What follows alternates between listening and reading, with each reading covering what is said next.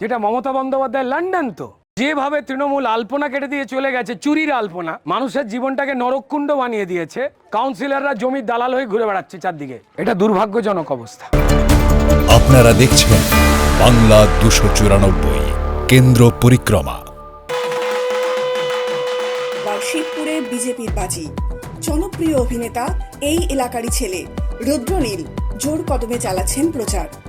মানুষের সঙ্গে তীব্রভাবে সংযোগ স্থাপন, সরাসরি কথা বলা, কাছ থেকে সমস্যা শোনা, এইভাবেই এগোচ্ছে প্রচার।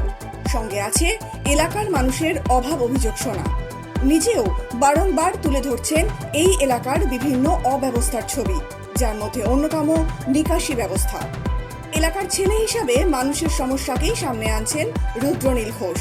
এই প্রত্যেকটা উলিগলি চিনতাম, চিনিও, কিন্তু যেভাবে তৃণমূল আলপনা কেটে দিয়ে চলে গেছে, চুরির আলপনা, মানুষের জীবনটাকে নরককুণ্ড বানিয়ে দিয়েছে। যেটা মমতা বন্দ্যোপাধ্যায় লন্ডন তো এই যে দেখতে পাচ্ছেন ড্রেনের লন্ডন।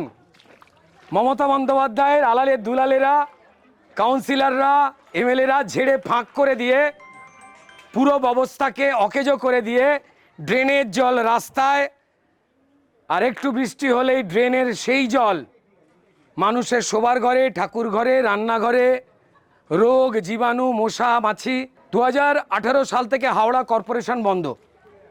কাউন্সিলররা জমির দালাল হয়ে ঘুরে বেড়াচ্ছে চারদিকে, পুকুর ভরাট করছে, অমুক করছে, তমুক করছে, আর না হলে হচ্ছে 2 নম্বরই যে ড্রাগস, গাঁজা, তারা যেটা বেচে তাদের সঙ্গে ওই ব্যবসা করছে। বললে আবার কি লজ্জা পায় সোনা রে।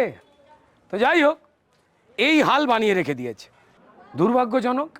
এলাকার মানুষজনকে আপনারা জিজ্ঞেস করুন কি যন্ত্রণার মধ্যে তারা রয়েছেন। এটা কি নাগরিকের সম্মান? এটা নাগরিক এইটুকু অধিকার পেতে পারে না? প্রত্যেকটা মানুষ ধুঁকছে, অসুস্থ হয়ে যাচ্ছে। বাচ্চাগুলো স্কুল যাবে কি করে? কেটস পরে যেতে পারছে না, স্কুলে নীল ডাউন করে দিচ্ছে, কারণ এই পাঁক দিয়ে তারা হেঁটে যাচ্ছে। সরেজমিনে পরিস্থিতি দেখে সমাধানের আশ্বাসও দিচ্ছেন তিনি। নিজের এলাকা, নিজের লড়াই। তৃণমূল ক্ষমতা থেকে 2026-এ বিদায় নেবে। যারা ক্রিমিনাল সেজেছিলেন, যারা মানুষ বলুন, নারী বলুন, শিশু বলুন, তাদের অত্যাচার করতো, তারাও বিদায় নেবে। ক্যামেরায় নীলেশের সঙ্গে দীপেশ মুখোপাধ্যায়। আপনারা দেখছেন বাংলা ২৯৪ কেন্দ্র পরিক্রমা।